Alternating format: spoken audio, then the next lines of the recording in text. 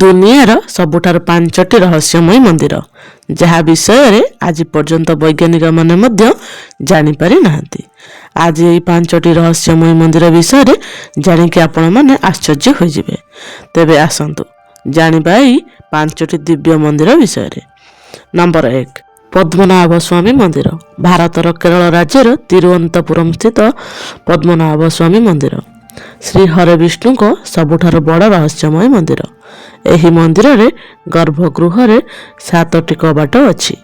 ସେଥିମଧ୍ୟରୁ ଏପର୍ଯ୍ୟନ୍ତ 6ଟି କବାଟ ଖୋଲା ସରିଛି, ଯେଉଁଥିରେ ବର୍ଷ ବର୍ଷର ପୁରୁଣା ଗୁପ୍ତଧନ ବାହାରିଛି, ଯେ ତାକୁ ଗଣି ହିସାବ କରିବା ପାଇଁ 3 ବର୍ଷ ଲାଗିଗଲା।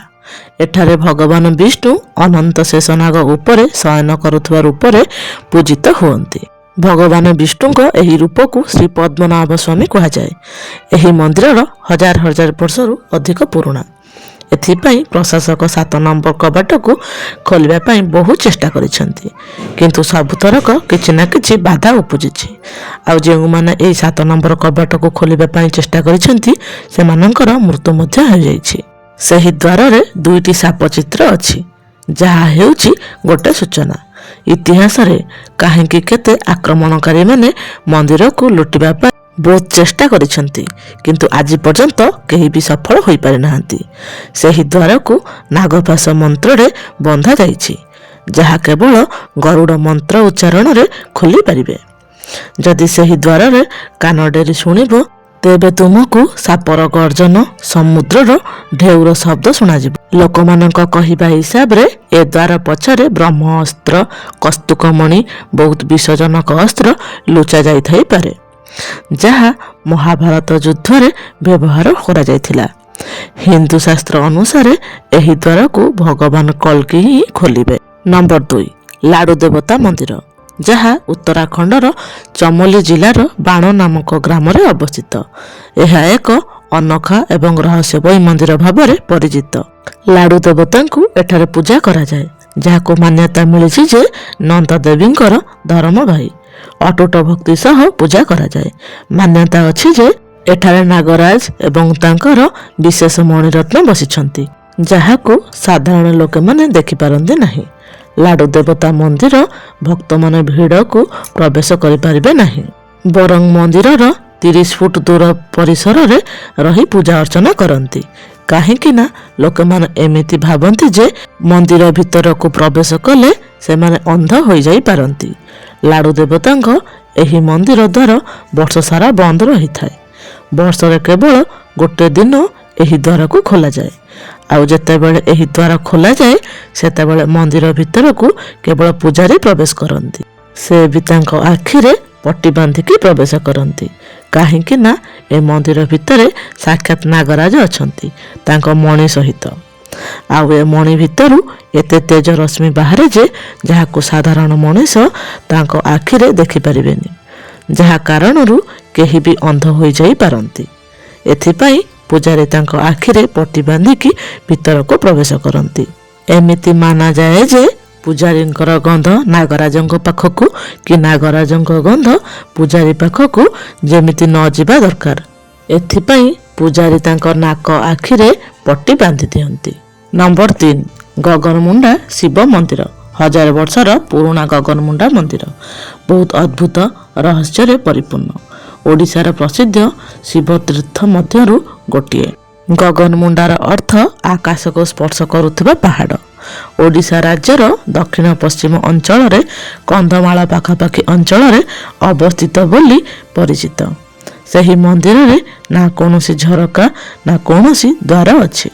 କେବଳ ପଥର ଉପରେ ପଥର ରଖିକି ଏହି ମନ୍ଦିର ନିର୍ମାଣ କରାଯାଇଛି। ସେହି ମନ୍ଦିରକୁ ଦେଖିଲେ ଏମିତି ଲାଗେ ଯେ ଯେମିତି ପଥରର ସେହି ମନ୍ଦିର ଉପରେ ଝୁଲିକି ଅଛି, ଆଉ କେତେବେଳେ ବି ପଡ଼ିଯାଇପାରେ।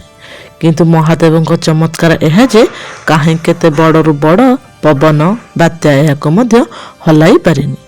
ଆଶ୍ଚର୍ଯ୍ୟ ହେବାର କଥା ଏହା କି ଯେ ଏ ଜାଗାରେ ଦୂରରୁ ଦୂର ପର୍ଯ୍ୟନ୍ତ ଏଭଳି ପଥର କେଉଁଠି ନାହିଁ।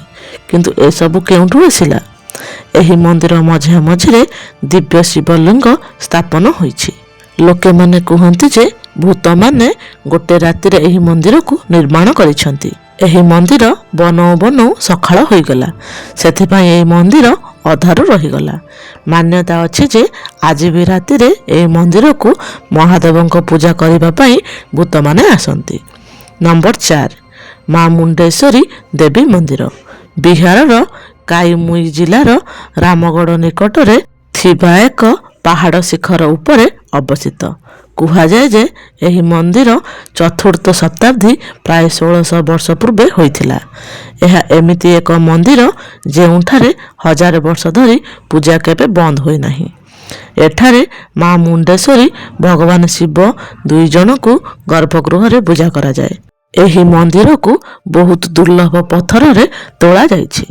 ମନ୍ଦିରଟି ଅଷ୍ଟଭୁଜା 8 କୋଣିଆ ଆକୃତିର ହୋଇଛି। ଏହି ଆକୃତିକୁ ତନ୍ତ୍ରଶାସ୍ତ୍ର ସହିତ ଯୋଡ଼ାଯାଏ। ଏହି ମନ୍ଦିରର ସମ୍ବନ୍ଧ ମାର୍କଣ୍ଡ ପୁରାଣ ସହିତ ଜଡ଼ିତ ବୋଲି କୁହାଯାଏ। ଏହି ମନ୍ଦିରର କଥା ରହିଛି ଯେ ଚଣ୍ଡମୁଣ୍ଡକୁ ବଧ ସହିତ ଯୋଡ଼ି ହୋଇ ରହିଛି, ଯାହା ଶମ୍ଭୁ ନିଶୁମ୍ଭଙ୍କ ସେନାପତି ଥିଲେ, ଯାହାଙ୍କ ବଧ ଏହି ଭୂମି ଉପରେ ହୋଇଥିଲା। ଏହି ମନ୍ଦିରରେ ବୋଦା ବଳି ବହୁତ ଅନୋଖା ଭାବରେ ଦିଆଯାଏ। ଏଠି ବଳିରେ ବୋଦାକୁ ସମର୍ପଣ କରାଯାଏ, କିନ୍ତୁ ତାର ଜୀବନ ନିଆଯାଏ ନାହିଁ।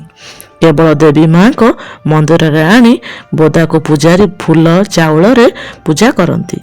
ସେହି ସମୟରେ କିଛି ସମୟ ପାଇଁ ଏହି ବୋଦାଟି ବେହୋସ ହୋଇଯାଏ, ଯାହା ଦେବୀ ମାଙ୍କ ପାଖରେ ଜୀବିତ ବଳି ହୋଇଯାଏ। ଏହି ମନ୍ଦିରର ଶକ୍ତି ଶିବ ତନ୍ତ୍ର ଐତିହାସ ଓ ଭକ୍ତିର ଅଦ୍ଭୁତ ସଂଗମ। ନମ୍ବର 5 ଶ୍ରୀମୁରୁଗନ ମନ୍ଦିର ଏହି ମନ୍ଦିର ତାମିଲନାଡୁର କନ୍ୟାକୁମାରୀ ଠାରୁ 75 କିଲୋମିଟର ଦୂରରେ ଅବସ୍ଥିତ, ଯାହାକୁ ଶ୍ରୀମୁରୁଗନ ମନ୍ଦିର ନାମରେ ଜଣାଯାଏ। 1720 ଶତାବ୍ଦୀରେ ଇଂରାଜୀମାନେ ଏହି ମନ୍ଦିର ଉପରେ ଆକ୍ରମଣ କରି ମନ୍ଦିରର ସବୁ ଗୁପ୍ତଧନକୁ ଆଉ ଭଗବାନ କାର୍ତ୍ତିକେୟ ପଞ୍ଚତନ୍ତ୍ରରେ ବନାଯାଇଥିବା ମୂର୍ତ୍ତିକୁ ଚୋରି କରି ନେଇ ପଳାଇ ଯାଉଥିଲେ। ଯେମିତି ଯାଇ ସମୁଦ୍ର ମଝିରେ ପହଞ୍ଚିଲେ ହଠାତ୍ ମୌସୁମୀ ବଦଳିଗଲା। ବହୁତ ଭୟଙ୍କର ବର୍ଷା ପବନ ହେବାକୁ ଲାଗିଲା। ନାଉରିଆ କହିଲେ, ଇଏ ତ ଏଇ ମୂର୍ତ୍ତିର ପ୍ରକୋପ। ଏହି ମୂର୍ତ୍ତିକୁ ଆମେ ଏଠୁ ଆଉ ନେଇକି ଯାଇପାରିବା ନାହିଁ। ଯଦି ନେଇକି ଯିବା ତେବେ ଆମ ଜୀବନ ଚାଲିଯାଇପାରେ।